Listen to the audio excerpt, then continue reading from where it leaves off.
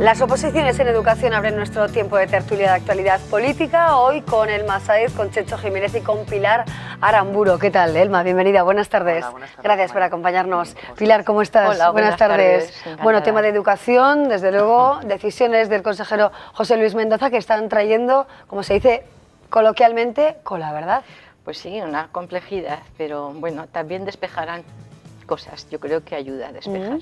Chencho Jiménez, ¿cómo estás? Buenas tardes, Arratsaldeon. Arratsaldeon, buenas tardes. Pues estoy bien y encantado de venir aquí. Digo que me buscáis demasiado guerreras para mí estas que...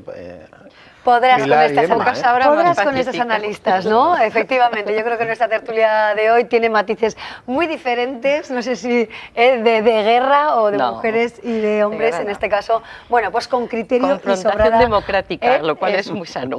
Es sano, ¿no? Y sobrada trayectoria política, ¿verdad? Precisamente eso comentábamos, ¿no? Como a los 20 y tantos años, tanto Chencho como Pilar ya estaban desempeñando cargos en ayuntamientos navarros, ¿no? La dorada transición, que tanto ahora se denosta y que desde luego era muy respetuosa entre las personas, de manera que aunque éramos adversarios políticos, lo bien que nos llevábamos, Chencho. ¿También? Era otra manera. Entonces, era otra ¿había manera, tanta controversia en materia educativa como ahora o no? Bueno, habían todo.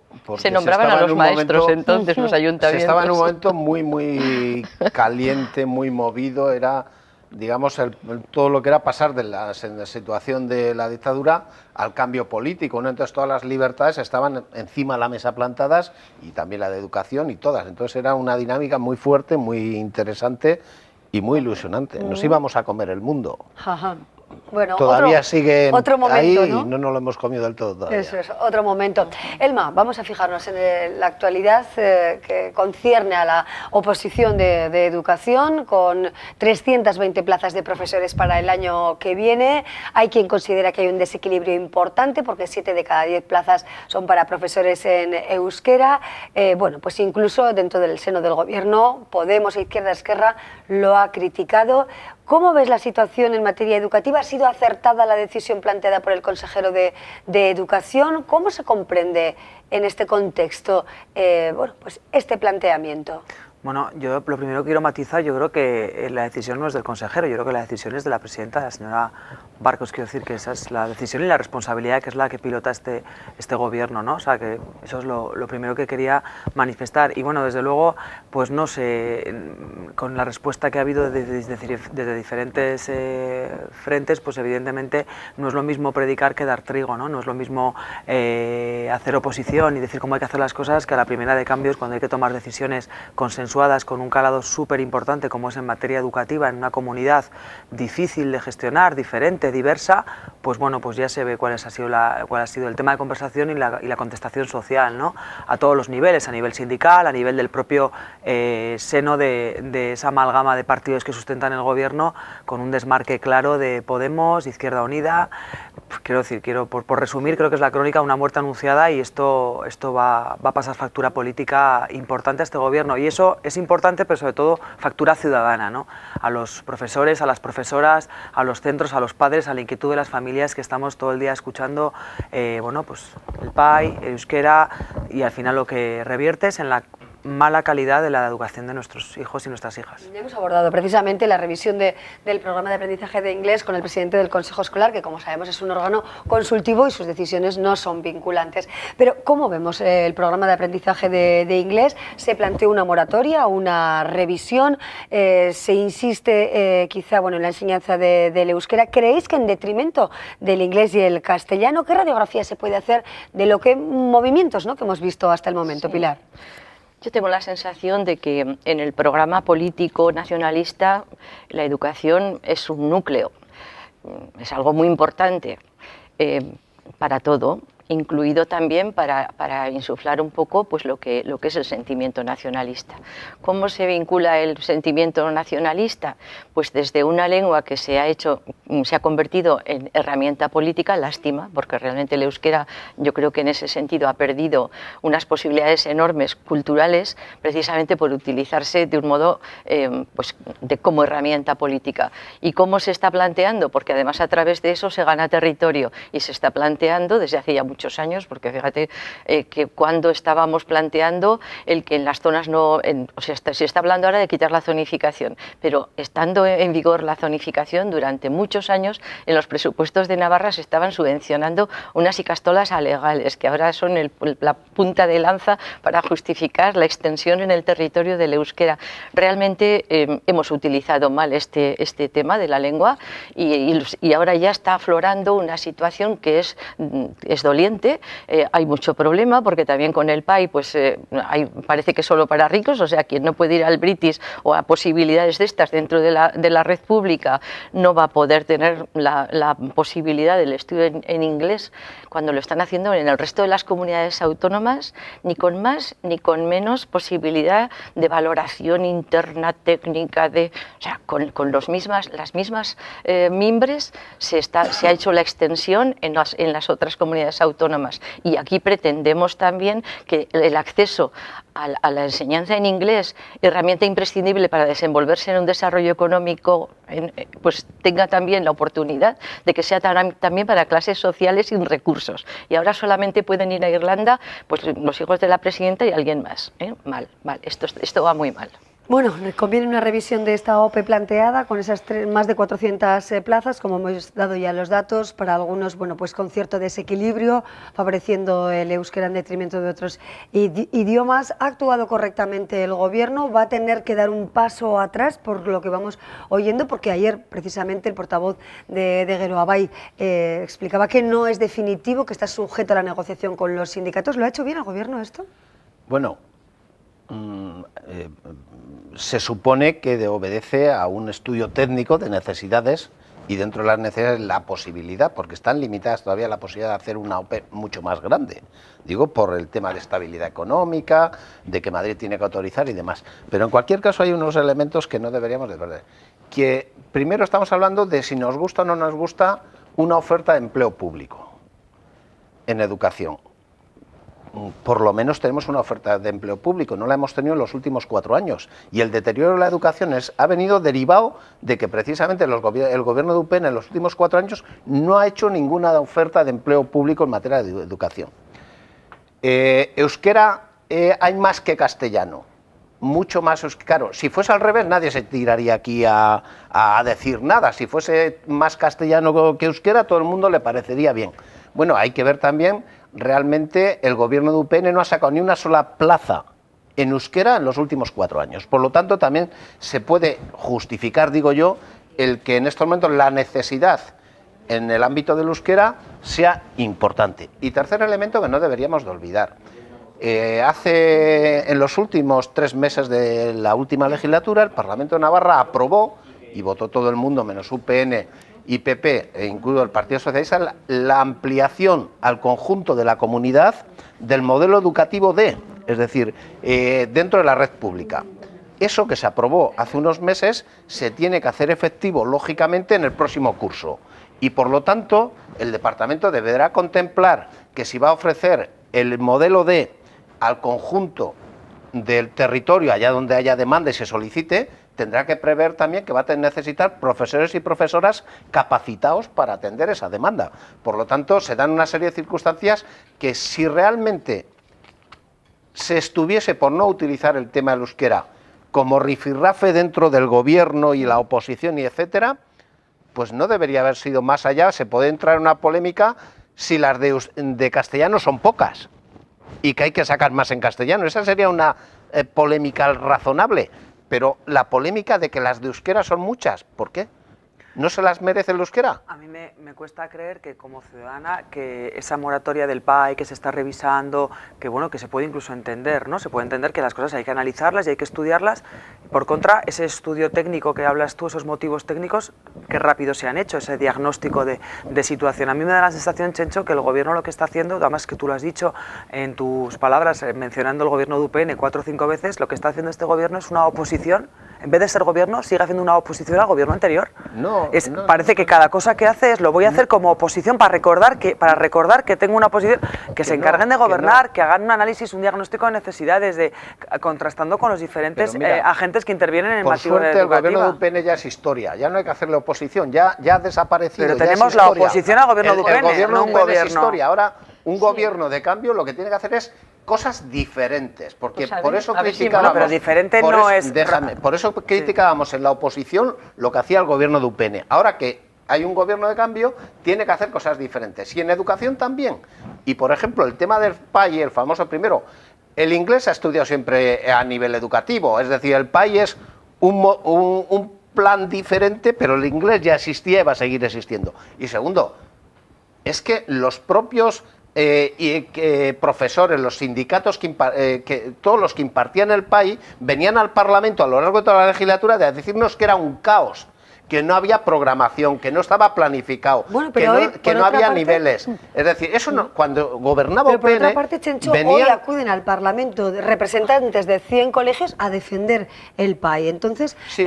¿cómo nos aclaramos? Pues ¿no? muy sencillo, porque por desgracia en política, otra vez la educación, como el euskera, como todo, está por bandos. Y entonces ahora el sector de UPN y de PP, y no sé si algún otro, mueve o intenta mover a su gente Pues lo que te he para dicho. llevar el tema Lo que te de he dicho esto y lo que decía Pilar. en contra de lo que está haciendo el gobierno. Seguir utilizando Ese el es un euskera poco el como tema. arma política. No, y el PAI también. No hay y, que- y el PAI como arma Pero política. el país es una No, necesidad, el inglés es una Y necesidad, el euskera lo no, lleva haciendo y el 20 euskera años. no. Pero El euskera puede ser una pongamos necesidad, o habrá que- en proporción a la realidad social. Si lo es, Yo- habrá que diagnosticar, perdona, que me estaba preguntando si el Sí, euskera sí. es una necesidad. Habrá que ver qué demanda existe.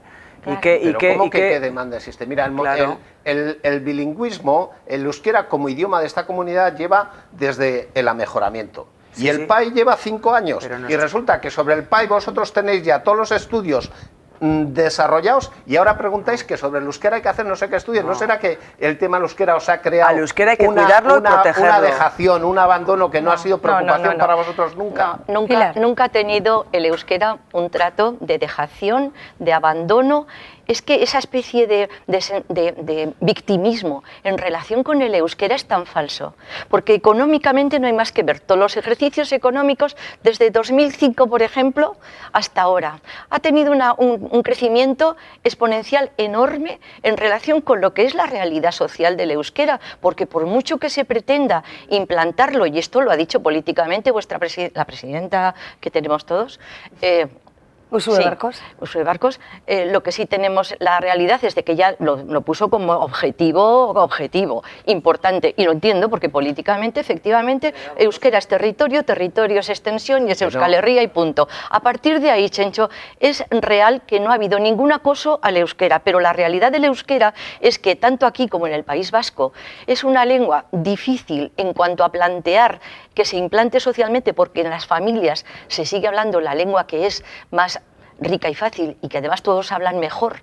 tú y yo, que es el castellano, y entonces a partir de ahí lo que es muy difícil plantear una posibilidad de que se extienda de un modo enorme. Y después de todos estos años de pagar y tanto a lo que significa una extensión de una lengua que culturalmente es nuestra, yo no reniego de que se plantee el apoyo al euskera, pero lo que sí me parece importante es que después de todo eso, mira la realidad de la proporción en todos los estudios, 16-17%, cuando dicen y habla y usted y escribe, y también puede expresarse en el lenguaje administrativo, pues los 4 que lo han estudiado, que por cierto, ahora tendrán la oportunidad desde el País Vasco, que han tenido más oportunidades, sobre todo en Guipúzcoa, en venir a ser profesores a Navarra. Pero, Pilar, también esto es un modo que no, de Pilar, ganar territorio, ¿eh? Pilar, O sea, que no, en vez de los primero- profesores de castellano interinos 1.500, resulta que lo que vamos a tener es una posibilidad de acceso a la función pública de educación en Navarra de los guipuzcoanos que muy bien conocen el euskera. Mira Pilar, por dónde. que no, Esto es un porque, objetivo político Pilar, que no, que intenso, intenso. Si tú quieres ver los presupuestos del gobierno de UPN de estos 4 años y ver las partidas destinadas al euskera, verás que han caído por encima del 50% en los últimos 4 años. Por lo tanto, el tema presupuestario no me digáis. Y segundo, mira, muy No es sencillo, cierto, en Berriozar, No es que cierto, está hay aquí, cifras. Berriozar, que tú conoces y yo conozco, Sí. está aquí y el 50% de los chavales y chavalas estudian en modelo D. Por lo tanto, no me digas de minorías, el 50% en Berriozar estudian el modelo D. Por lo tanto, equiparado con el castellano. Y el tratamiento que vienen recibiendo desde que viene gobernando UPN no es equitativo. Y te pongo un último ejemplo. Hace unos meses estaba en la Ribera con un padre que me decía, él es de Ribaforada, me decía, mira, yo tengo 2 críos y para llevarlos a que puedan aprender euskera me cuesta 400 euros al mes los 2 críos. Ya. y dice, quiero euskera, digo, quiero educación pública, pero en euskera porque es mi derecho a elegir como padre y Bueno, madre. el consejero de Educación y ya me cuesta planteó, 400 ayudas, euros. ayudas al Claro, hablaba transporte. contigo porque Eso se puede militaba en la solucionar de cosa, otra porque manera. realmente... ¿Ayudas al ¿Cómo? transporte? Sí, como lo que decís. Abriendo un modelo D, sí, pero Ya. ¿cómo? UPN, ya hemos llevado al Parlamento la posibilidad de que se financiase eso. Nunca se ha querido. Lo normal es que educación pública y también en euskera. ¿Para quién? Para los padres y madres que quieran que sus hijos e hijas vayan a euskera. Los que no quieran, pues no van. De todas formas, ahora todos los sindicatos, o sea, comisiones obreras, por cierto, vinculado a un partido que está en la cosa del acuerdo programático. La UGT, otros, AFAPNA, por cierto, ya tenía más de 8.000 firmas de apoyo. No creas a que la gente de UPN va firmando por ahí. Le das demasiado poder a los partidos políticos de lo que es la realidad social de la realidad de esta sociedad civil que se mueve sin más y dicen dónde hay que apoyar y realmente se mueven. Los padres se están moviendo, les están tocando las cosas más serias de su entorno familiar, les están tocando la educación de sus hijos. UPN se dedica a recoger firmas, porque a ver si sabrán lo que es trabajar a ras de calle y estar en la oposición y tener que trabajar. Bueno, AFAPNA recogía eso. Tenemos ese dato de 8.000 firmas, no sabemos de los que firman exactamente qué adscripción política tienen. Y luego hay un acuerdo del Parlamento de ayer que hay... habrá que cumplir, ¿no? O sea, mayoritario en el sentido de que esto vuelva atrás y se revise a fondo y se haga justicia con el 70 y pico % de los navarros, que a pesar de esa realidad de Berriozar que acabas de mencionar, lo que sí es la realidad es que el 70 y pico % de todos los navarros estudian en castellano y son tan demócratas y tan mágicos como los demás. La forma ha sorprendido hoy, por ejemplo, Euskal Herria Bildu, a través de Adolfo Araiz, hablaba de fondo y forma, ¿no? ¿Os ha sorprendido que quizás se han planteado estos números de esta OPE en educación sin lograr el consenso entre los firmantes del cuatripartito? No, porque Izquierda Esquerra y Podemos ya el viernes mostraban su queja, ¿no? Su protesta ante esta idea. Yo creo que se están poniendo de manifiesto pues que ese acuerdo programático, que era un sinfín de folios, bueno, pues eso, puede llegar a ser un brindis al sol y que no es lo mismo cuando hay que tomar decisiones consensuadas, pues a la primera de cambio, bueno, no es la primera discrepancia que surge en ese grupo de partidos. Bueno, pues que evidentemente creo que es lo que va a ser la tónica de la legislatura. ¿Debería rectificar José Luis Mendoza, salir a la palestra y explicar esa decisión? Bueno, lo que está claro es que si la OPE tiene que ir dentro de la ley de presupuestos y la tiene que aprobar el Parlamento, quien lo decide es el Parlamento y no el consejero Mendoza. Por lo tanto, si quiere los votos suficientes, tendrá que ganarlos. ¿Con quién? A mí también me parece un desacierto total que, sabiendo que dependes en votos de los 4 partidos que forman el gobierno, lanzar algo que, por lo que se ha visto, hay 2 grupos de estos que han dicho que no están de acuerdo. Eso se supone que se tenía que haber trabajado y consensuado antes. Parece lógico, no aporta nada el haberlo hecho de esta forma y que ahora tenga que ir para atrás. ¿Le podría costar el cargo al consejero? ¿Y Bildu cuántos suman en el Parlamento como representantes? Pues 17 creo 17, pues fíjate, 17. hasta 50, Yo creo esto es lo que hay. No te sumes con UPN ya, que por ejemplo Podemos, Izquierda Esquerra estén con los otros de UPN, no te lo sumes, porque si no sería Esparza presidente de gobierno, lógicamente. Pero qué obsesión. Hombre, el criterio de momento no es claro. Esparza presidente de gobierno, no es Esparza presidente de gobierno. El criterio de momento no es claro, pero sí que es cierto que Izquierda Esquerra, con Marisa de Simón como portavoz y Laura Pérez en Podemos, sí que, y Teresa Ezoy, precisamente, han dicho que no están de acuerdo. Eso no quiere decir quizá que puedan variar el voto en el Pleno que tramite los presupuestos. Yo creo que tiene el tema suficiente enjundia como para que sea la presidenta la que aclare y la que explique y la que, más que el propio consejero, ¿no? Quiero decir que es un tema de Sí, me parece que calado, se pretende, ¿no?, un poco quemar al consejero, porque hoy también ha sido el consejero el que tenía que recibir a Podemos y a... Bueno, si es el tema del acuerdo programático, es un tema que hay una mesa en la que participa la presidenta y participan los representantes de los 4 partidos y que ahí se tendría que debatir, ¿no? Era una cuestión en la que el consejero llama a 3. Me da la impresión de que quieren quemar a José Luis Mendoza muy pronto y que él además está teniendo unas unas cuantas salidas un poco, pues no sé, folclóricas que están creando una situación en la que en cierto modo se presta, pero no es conveniente esto. Lo que hay que hacer el planteamiento es al gobierno, eso es lo que se está conformando Veremos aquí. a ver si hay futura reunión de comisión de seguimiento de ese acuerdo cuatripartito, de ese acuerdo programático, porque en su día, por motivos de tema educativo, también lo hubo, ¿no? Bueno, hoy llegamos hasta aquí con este asunto relativo a la educación. Veremos si hay algún cambio de opinión o veremos si realmente se revoca esta decisión anunciada, ¿no?, la pasada semana. Chencho Jiménez, muchas gracias por acompañarnos. A ti. Gracias también a Elma Said y a Pilar Aramburo por diferentes puntos de vista que habéis analizado. Chencho, pues como siempre, en armonía, ¿no?, con disparidad de criterios.